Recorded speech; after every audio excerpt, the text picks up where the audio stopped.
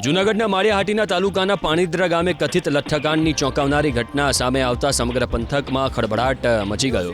ઝેરી કેમિકલ અથવા લઠ્ઠો પીવાને કારણે બે નિર્દોષ પરપ્રાંતીય શ્રમિકોના કરુણ મોત થયા હોવાનો સ્થાનિકોએ ગંભીર આક્ષેપ કર્યો.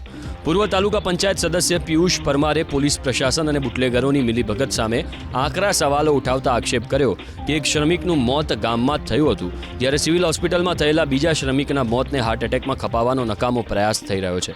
આ ઝેરી પ્રવાહીની અસરના લીધે હજી પણ 4થી વધુ લોકો હોસ્પિટલમાં જિંદગી અને મરણ વચ્ચે ઝોલા ખાઈ રહ્યા છે, જેમાં એક દર્દીની હાલત અત્યંત નાજુક હોવાનું જાણવા મળ્યું. સ્થાનિકોએ ચીમકી ઉચ્ચારી છે કે જો જવાબદારો સામે હત્યાનો ગુનો નોંધીને કડક પગલાં લેવામાં નહીં આવે તો આગામી દિવસોમાં ઉગ્ર જન આંદોલન કરવામાં આવશે. જૂનાગઢના માળિયાહાટીના તાલુકાના પાણીદ્રા ગામે કથિત લઠ્ઠકાંડની ચોંકાવનારી ઘટના સામે આવતા સમગ્ર પંથકમાં ખળભળાટ મચી ગયો. ઝેરી કેમિકલ અથવા લઠ્ઠો પીવાને કારણે બે નિર્દોષ પરપ્રાંતીય શ્રમિકોના કરુણ મોત થયા હોવાનો સ્થાનિકોએ ગંભીર આક્ષેપ કર્યો.